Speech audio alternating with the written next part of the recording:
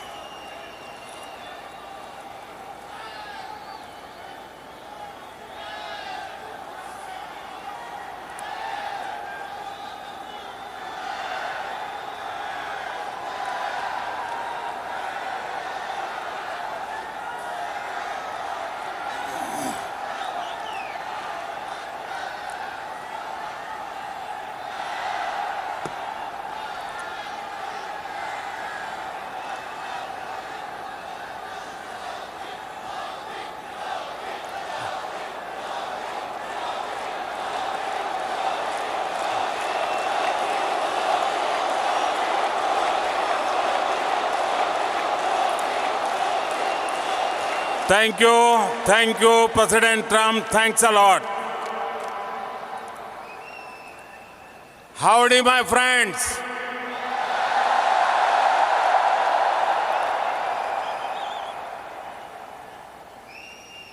ये जो दृश्य है,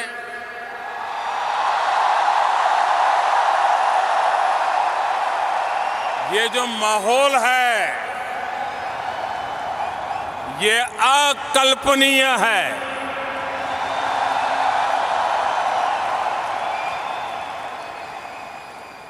और जब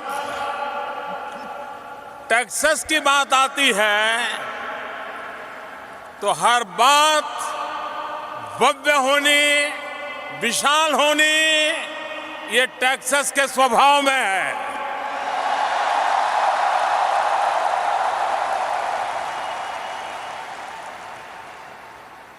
आज टेक्सास की स्पिरिट यहां भी रिफ्लेक्ट हो रही है। इस अपार जनसमूह की उपस्थिति केवल अरिथमेटिक तक ही सीमित नहीं है। आज हम यहां एक नई हिस्ट्री बनते हुए देख रहे हैं और एक नई केमिस्ट्री भी।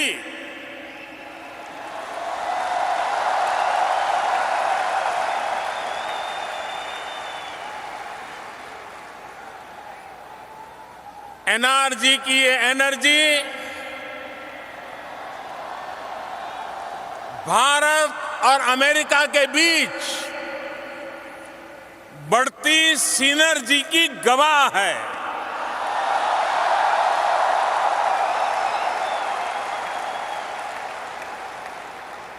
प्रेसिडेंट ट्रंप का यहां आना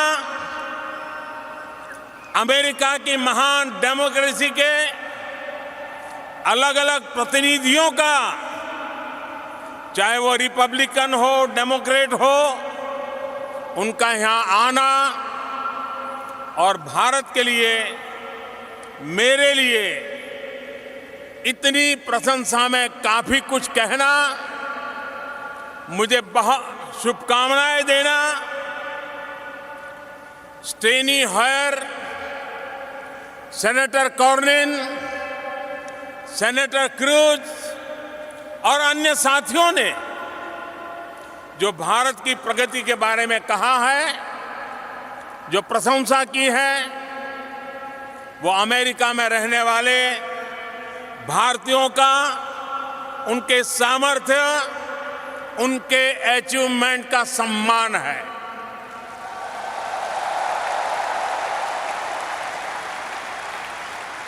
$130 करोड़ यानी 1.3 बिलियन भारतीयों का ये सम्मान है।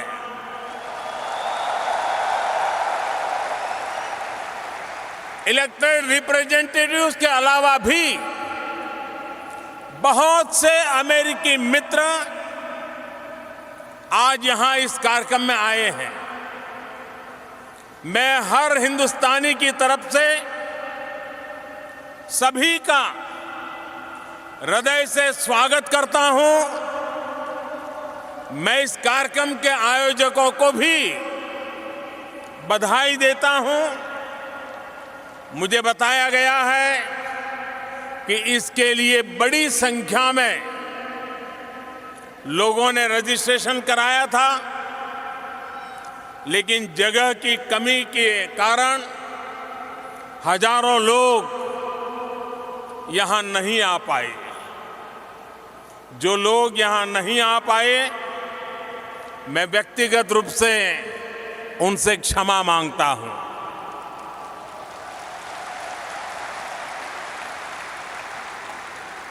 मैं ह्यूस्टन टेक्सास प्रशासन को भी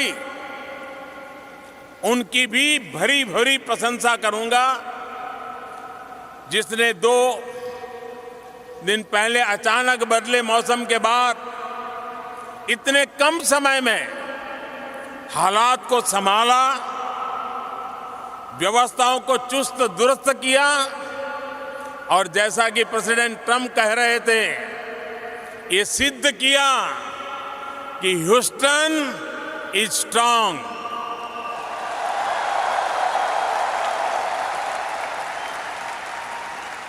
साथियों, इस कार्यक्रम का नाम हाउडी मोदी है। हाउडी मोदी। लेकिन मोदी अकेले कुछ नहीं है।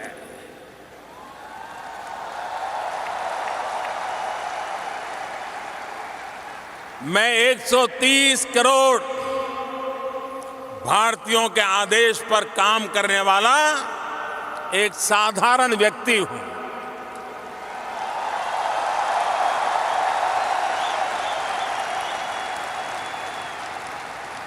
और इसलिए जब आपने पूछा है हाउडी मोदी, तो मेरा तो मन कहता है उसका जवाब यही है, भारत में सब अच्छा है।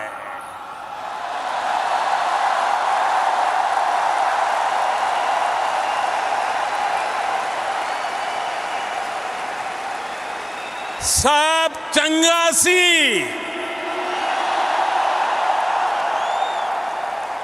बधाज मजामा छे।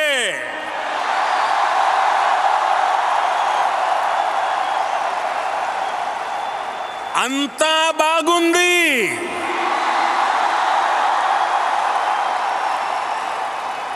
एल्ला चेन्नागिरे,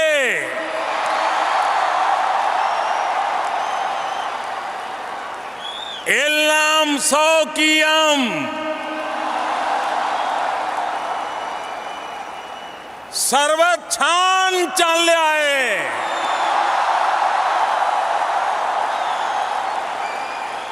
सब खूब भालो, सबू भल्ला अच्छी। साथियों, हमारे अमेरिकी मित्रों को ये आश्चर्य हो रहा होगा कि मैंने क्या बोला है। प्रेसिडेंट ट्रंप और मेरे अमेरिकी मित्रों, मैंने इतना ही कहा है, एवरीथिंग इज फाइन।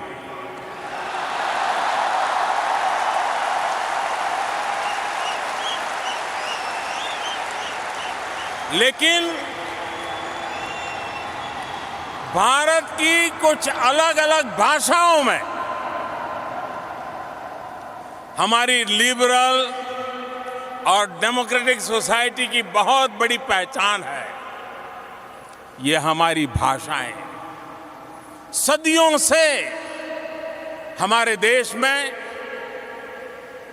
सैकड़ों भाषाएं सैकड़ों बोलियां सह अस्तित्व की भावना के साथ आगे बढ़ रही है और आज भी करोड़ों लोगों की मातृभाषा बनी हुई है।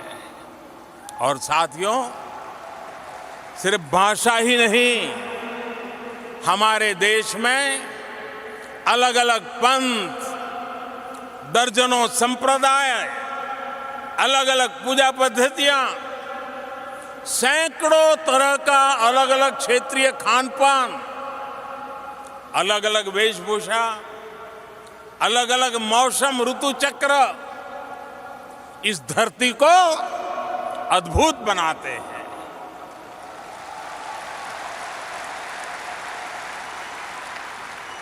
विविधता में एकता, यही हमारी धरोहर है, यही हमारी विशेषता है। भारत की यही डाइवर्सिटी हमारी वाइब्रेंट डेमोक्रेसी का आधार है,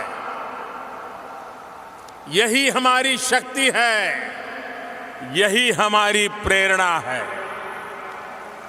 हम जहां भी जाते हैं, डाइवर्सिटी, डेमोक्रेसी के संस्कार साथ साथ लेकर के साथ चले जाते हैं। आज यहां इस स्टेडियम में बैठे 50,000 से ज्यादा भारतीय हमारी महान परंपरा के प्रतिनिधि बनकर आज यहां उपस्थित है। आप में से कई तो ऐसे भी हैं जिन्होंने भारत में डेमोक्रेसी के सबसे बड़े उत्सव 2019 के चुनाव में भी अपना सक्रिय योगदान दिया है। वाकई ये एक ऐसा चुनाव था जिसने इंडियन डेमोक्रेसी की शक्ति का परचम पूरी दुनिया में लहरा दिया। इस चुनाव में 61 करोड़ यानी कि 610 मिलियन से अधिक वोटर्स ने हिस्सा लिया। एक तरह से अमेरिका की टोटल पॉपुलेशन का लगभग डबल।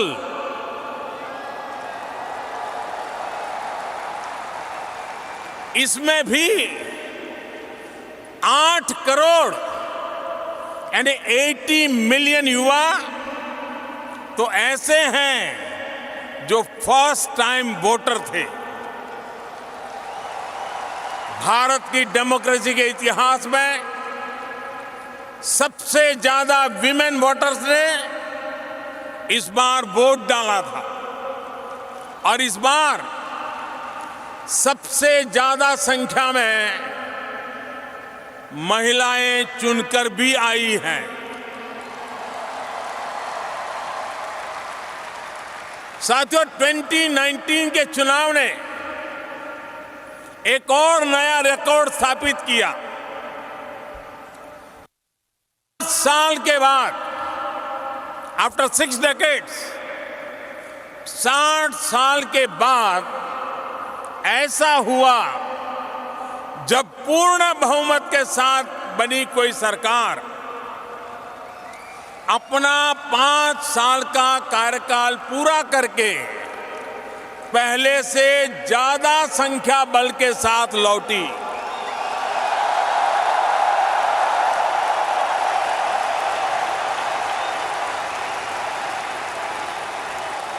ये सब आखिर क्यों हुआ? किसकी वजह से हुआ?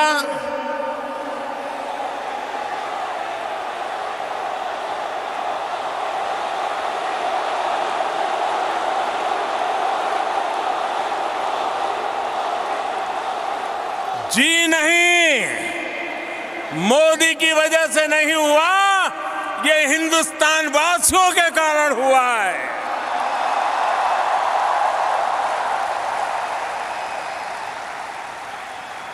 साथियों, धैर्य हम भारतीयों की पहचान है, लेकिन अब हम अधीर है देश के विकास के लिए। 21वीं सदी में देश को नई ऊंचाई पर ले जाने के लिए आज भारत का सबसे चर्चित शब्द है विकास। आज भारत का सबसे बड़ा मंत्र है सबका साथ, सबका विकास। आज भारत की सबसे बड़ी नीति है जनभागीदारी, पब्लिक पार्टिसिपेशन। आज भारत का सबसे प्रचलित नारा है संकल्प से सिद्धि।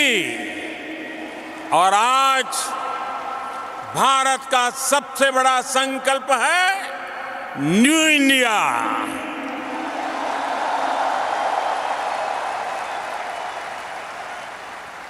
भारत आज न्यू इंडिया के सपने को पूरा करने के लिए दिन रात एक कर रहा है। और इसमें सबसे खास बात है कि हम किसी दूसरे से नहीं, बल्कि खुद अपने आप से मुकाबला कर रहे हैं।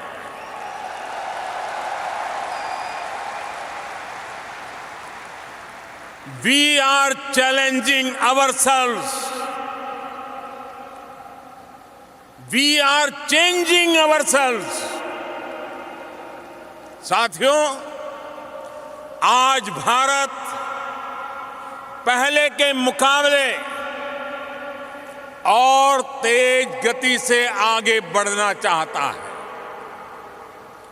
आज भारत कुछ लोगों की इस सोच को चैलेंज कर रहा है,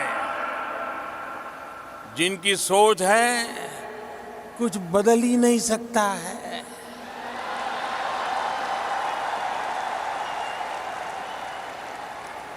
बीते 5 सालों में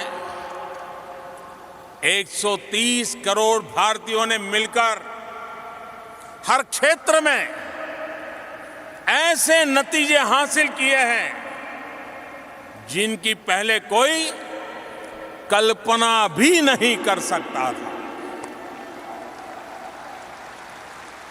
We are aiming high. We are achieving higher.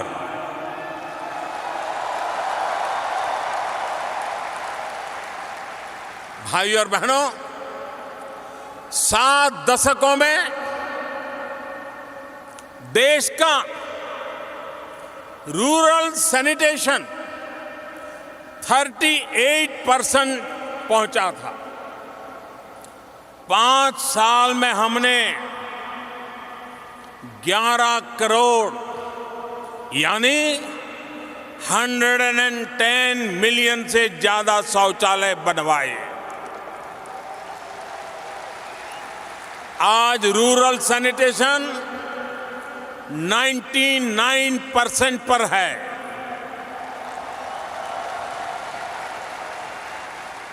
देश में कुकिंग गैस कनेक्शन भी पहले 55% के करीब था। 5 साल के भीतर भीतर हमने इसे 95% पहुंचा दिया। सिर्फ 5 साल में हमने 15 करोड़ यानी 150 मिलियन से ज्यादा लोगों को गैस कनेक्शन से जोड़ा है। भारत में रूरल रोड कनेक्टिविटी, यह भी पहले सिर्फ 55% थी। 5 साल में हम इसे 97% तक ले गए।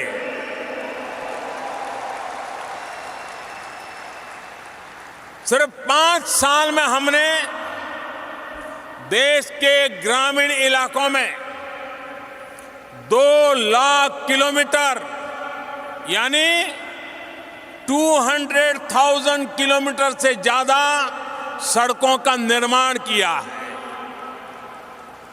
भारत में 50% से भी कम लोगों के बैंक अकाउंट थे। आज 5 साल में लगभग 100% परिवार बैंकिंग व्यवस्था से जुड़ चुके हैं। 5 साल में हमने 37 करोड़ यानी 370 मिलियन से ज्यादा लोगों के नए बैंक अकाउंट खुलवाए हैं। साथियों, आज जब लोगों की बेसिक नेसेसिटीज की चिंता कम हो रही है तो वो बड़े सपने देख पा रहे हैं। उन्हें अचीव करने के लिए सारी एनर्जी उस दिशा में लगा रहे हैं। साथियों, हमारे लिए जितना ईज ऑफ डूइंग बिजनेस का महत्व है, उतना ही ईज ऑफ लिविंग का भी।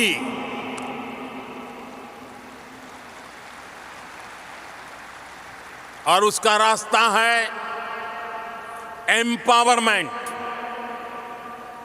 जब देश का सामान्य मानवी एम्पावर होगा तो देश का सोशल और इकोनॉमिक डेवलपमेंट बहुत तेज गति से आगे बढ़ेगा।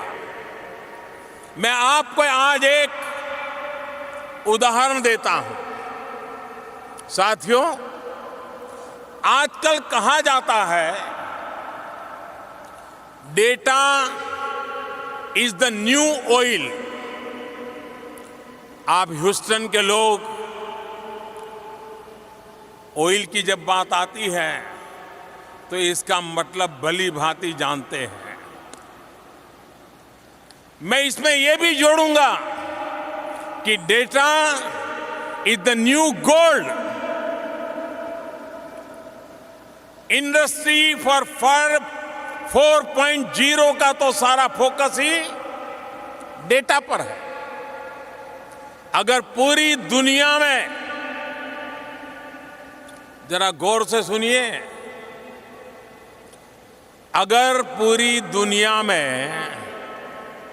सबसे कम कीमत पर डेटा कहीं उपलब्ध है तो वो देश है भारत।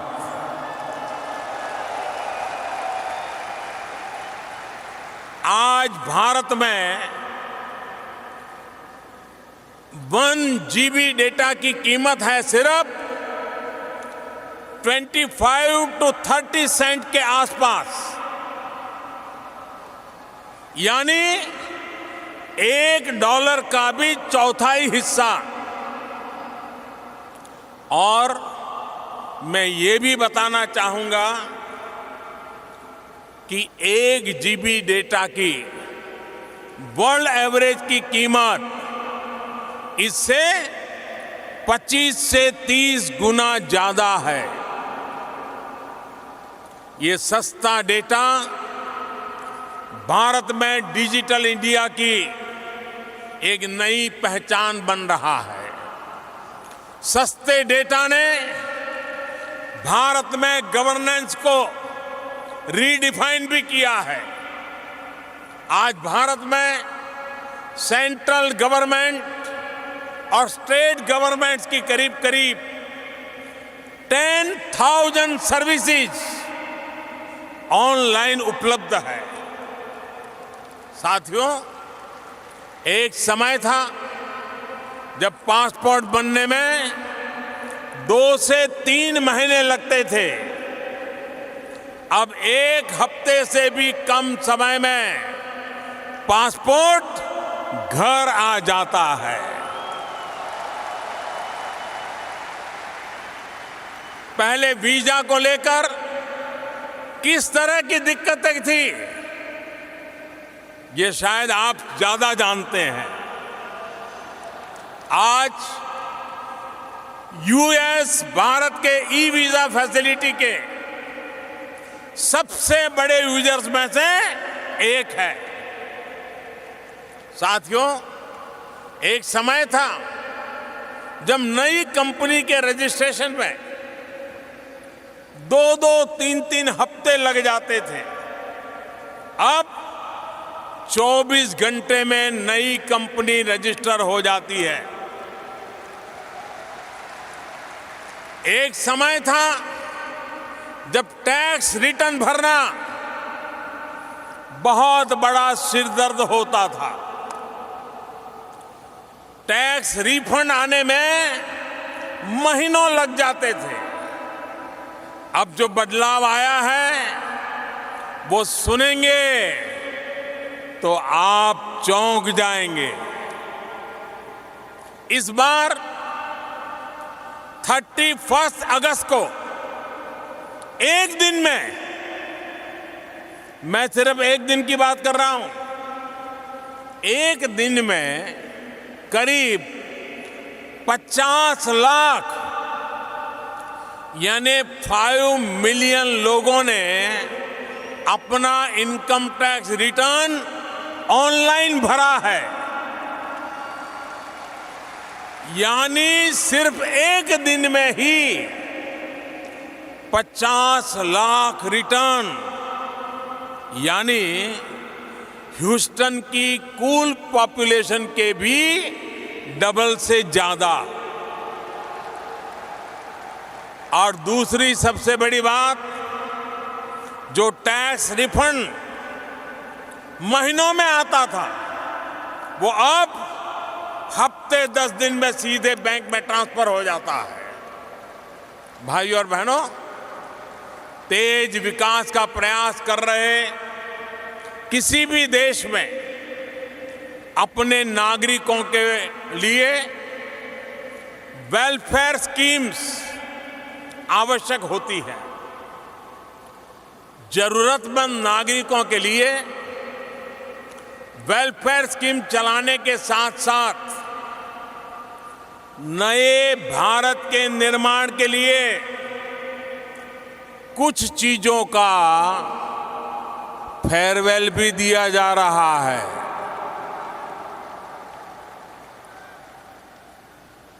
हमने जितना महत्व वेलफेयर को दिया है उतना ही फेयरवेल को भी दे रहे हैं। इस 2 अक्टूबर को जब देश महात्मा गांधी की 150वीं जन्म जयंती मनाएगा तो भारत ओपन डेफिकेशन को फेयरवेल दे देगा। भारत बीते 5 सालों में 1500 से ज्यादा बहुत पुराने कानूनों को भी फेयरवेल दे चुका है। भारत में दर्जनों टैक्स का जो जाल था वो भी बिजनेस फ्रेंडली माहौल बनाने में रुकावट खड़ी करता था। हमारी सरकार ने टैक्स के इस जाल को फेयरवेल दे दिया और जीएसटी लागू किया। बरसों बाद देश में 1 नेशन 1 टैक्स का सपना हमने साकार कर दिखाया है। साथियों, हम करप्शन को भी चैलेंज कर रहे हैं। उसे हर स्तर पर फेयरवेल देने के लिए एक के बाद एक कदम उठा रहे हैं।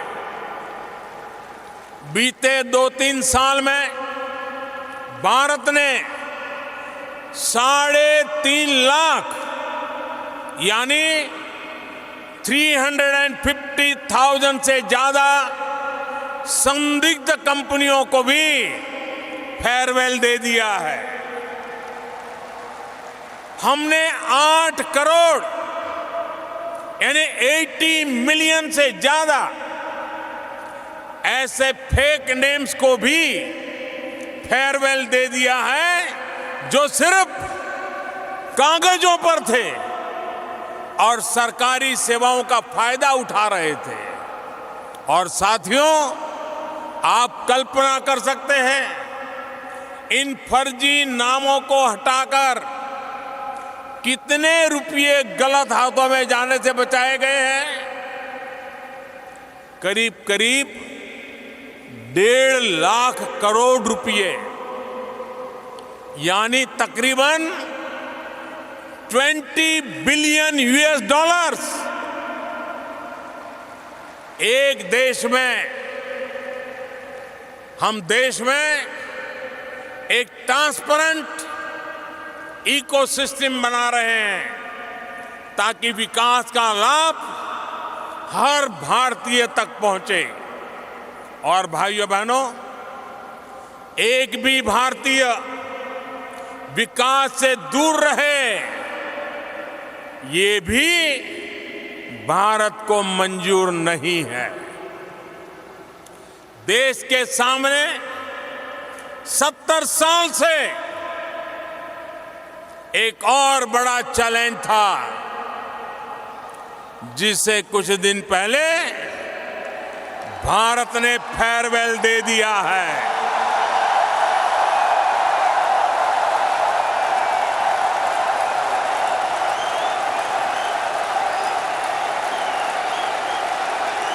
आप समझ गए?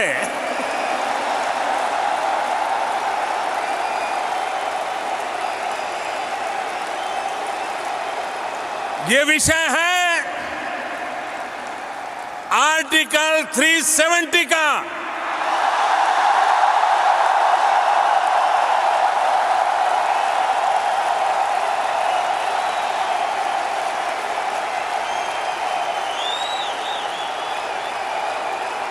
आर्टिकल 370 ने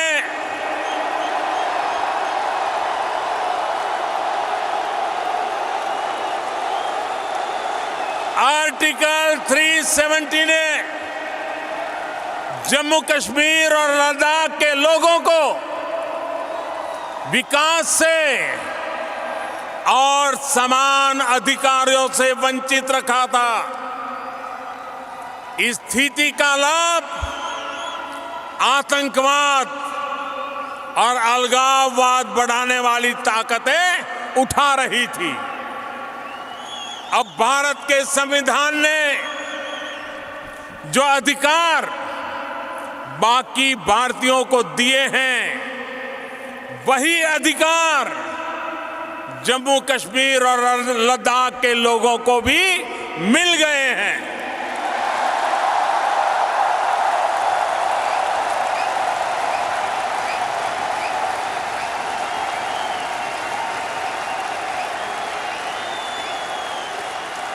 वहां की महिलाओं, बच्चों, दलितों के साथ हो रहा भेदभाव खत्म हो गया है।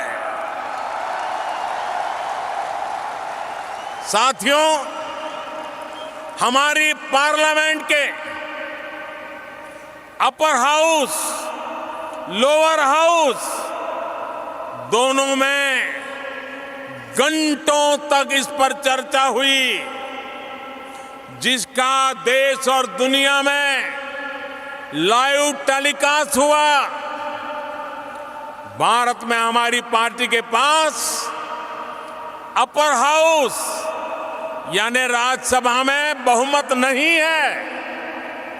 बावजूद इसके हमारी पार्लियामेंट के अपर हाउस और लोअर हाउस दोनों ने इससे जुड़े फैसलों को 2/3 बहुमत से पास किया है। मैं आप सबसे आग्रह करता हूं हिंदुस्तान के सभी सांसदों के लिए स्टैंडिंग ओवेशन हो जाए।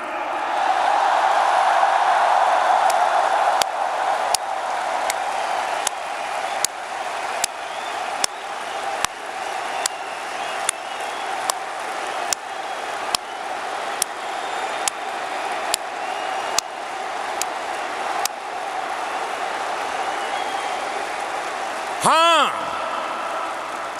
बहुत बहुत धन्यवाद आपका। भारत अपने यहां जो कर रहा है उससे कुछ ऐसे लोगों को भी दिक्कत हो रही है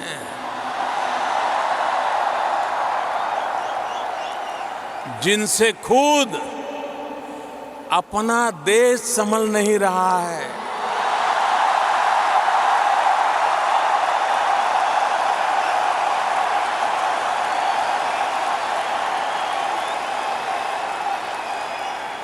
इन लोगों ने भारत के प्रति नफरत को ही अपनी राजनीति का केंद्र बना दिया है। ये वो लोग हैं जो अशांति चाहते हैं, आतंक के समर्थक हैं, आतंक को पालते पोसते हैं। उनकी पहचान सिर्फ आप नहीं, पूरी दुनिया अच्छी तरह जानती है।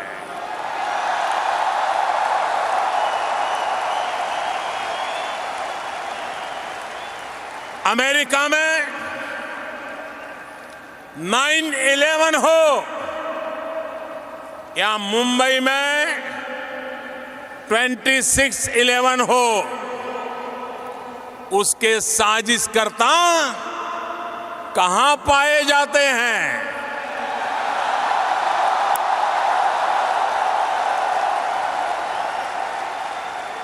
साथियों, अब समय आ गया है कि आतंकवाद के खिलाफ और आतंकवाद को बढ़ावा देने वालों के खिलाफ निर्णायक लड़ाई लड़ी जाए।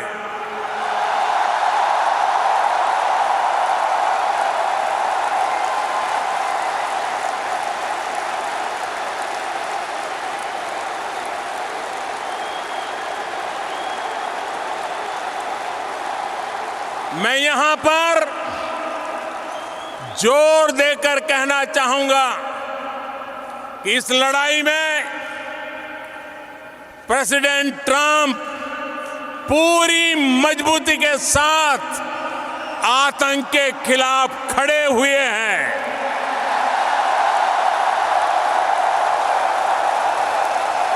एक बार आतंक के खिलाफ लड़ने का राष्ट्रपति ट्रंप का जो मनोबल है, हम सब मिलकर के उनको भी स्टैंडिंग ओवेशन देंगे।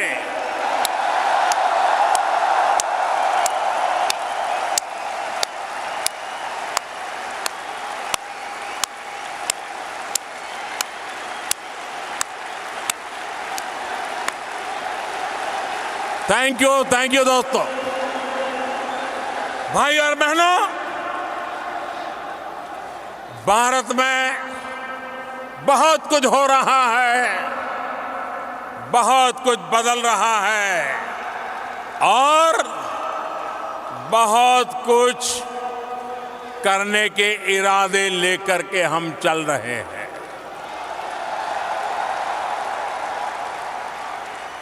हमने नए चैलेंजेस तय करने की, उन्हें पूरा करने की एक जीत ठान रखी है। देश की इन्हीं भावनाओं पर मैंने कुछ दिन पहले एक कविता लिखी थी।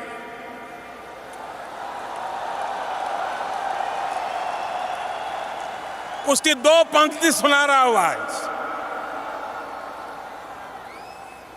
अभी तो समय नहीं है, ज्यादा नहीं कहूंगा। वो जो मुश्किलों का अंबार है, वो जो मुश्किलों का अंबार है, वही तो मेरे हौसलों की मीनार है। वही तो मेरे हौसलों की मीनार है।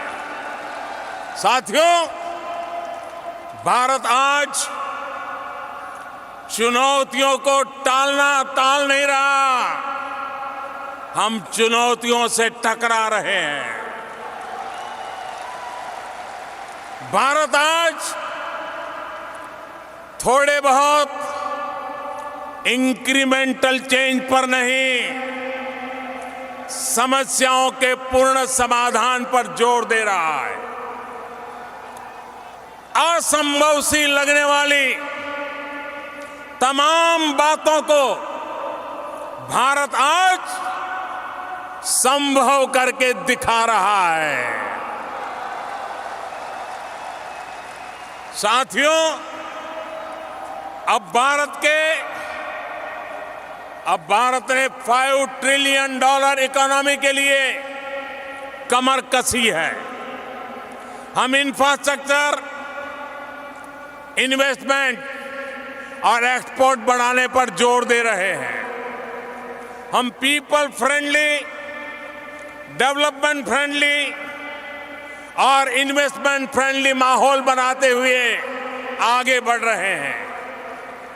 हम इंफ्रास्ट्रक्चर पर 100 लाख करोड़ रुपए, करीब 1.3 ट्रिलियन खर्च करने वाले हैं। साथियों, बीते 5 वर्षों में दुनिया में तमाम अनिश्चितताओं के बावजूद भी भारत की ग्रोथ रेट एवरेज 7.5% रही है। और ये भी ध्यान रखिए, पहले की किसी सरकार के पूरे कार्यकाल का एवरेज देखें तो ऐसा पहले कभी नहीं हुआ है। पहली बार एक साथ लो इन्फ्लेशन, लो फिस्कल डेफिसिट और हाई ग्रोथ का दौर आया है। आज भारत दुनिया के बेहतरीन एफडीआई डेस्टिनेशन में से एक है। साल 2014 से 2019 तक एफडीआई इनफ्लो में करीब 2 गुनी बढ़ोतरी हुई है। अभी हाल में ही हमने सिंगल ब्रांड रिटेल में एफडीआई के नॉर्म्स को आसान बनाया है। कोल माइनिंग और कॉन्ट्रैक्ट मैन्युफैक्चरिंग में विदेशी इन्वेस्टमेंट अब 100% तक हो सकता है। मैं कल एनर्जी सेक्टर के सीईओ से यहां ह्यूस्टन में मिला। भारत ने कॉरपोरेट टैक्स में भारी कमी का जो निर्णय लिया है, उससे वो सारे के सारे लोग बहुत ही उत्साहित नजर आए। उनका फीडबैक है कि कॉरपोरेट टैक्स कम करने के फैसले से सिर्फ भारत में ही नहीं बल्कि ग्लोबल बिजनेस लीडर्स में बहुत पॉजिटिव मैसेज गया है। ये फैसला भारत को और ग्लोबल कॉम्पिटिटिव बनाएगा। साथियों, भारतीयों के लिए अमेरिका में और अमेरिकियों में के लिए भारत में आगे बढ़ने की अपार संभावना है।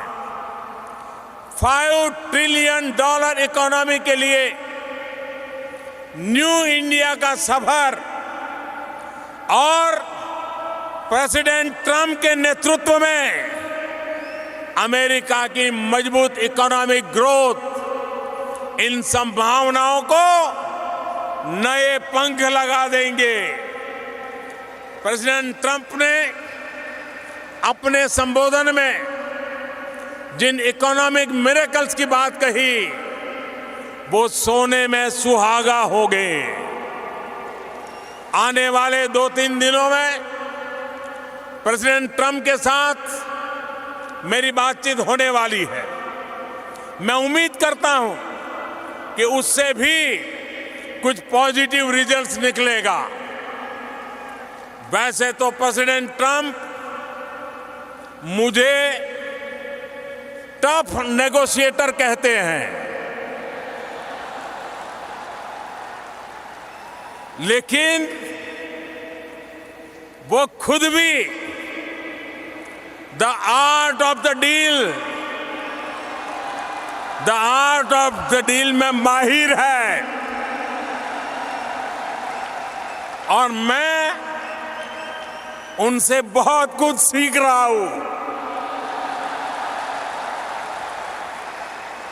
साथियों, एक बेहतर भविष्य के लिए हमारा ये फॉरवर्ड मार्च अब और तेज गति से बढ़ने वाला है। आप सभी साथी इसका अहम हिस्सा है, ड्राइविंग फोर्स है। आप अपने वतन से दूर है, लेकिन वतन की सरकार आपसे दूर नहीं है।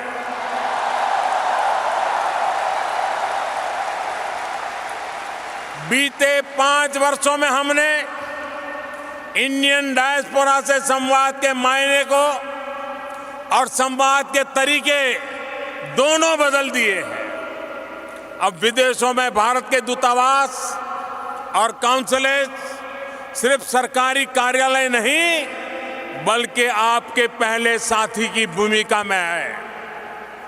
विदेश में काम करने वाले साथियों के लिए उनके हितों की सुरक्षा के लिए भी सरकार लगातार काम कर रही है।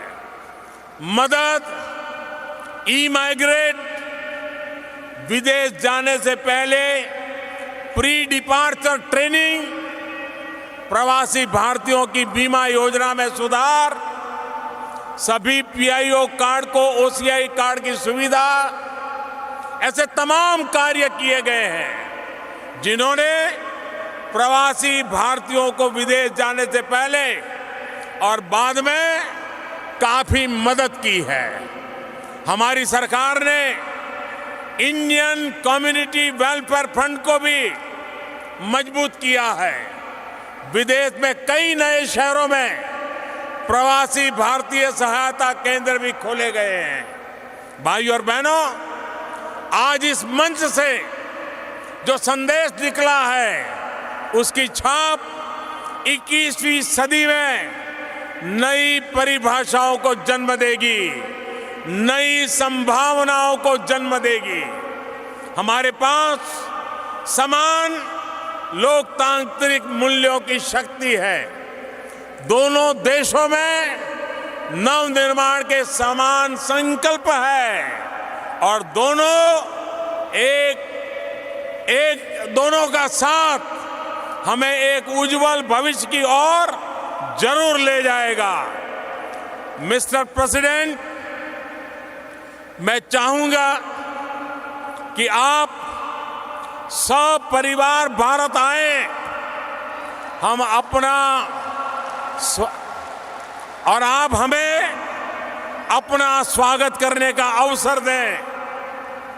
हम दोनों की ये दोस्ती भारत अमेरिका के शेयर्ड ड्रीम्स और वाइब्रेंट फ्यूचर्स को नई ऊंचाई देगी। मैं राष्ट्रपति ट्रंप का अमेरिका की राजनीतिक, सामाजिक और बिजनेस से जुड़े तमाम लीडर्स को यहां आने के लिए फिर से एक बार हृदय से बहुत बहुत आभार व्यक्त करता हूं।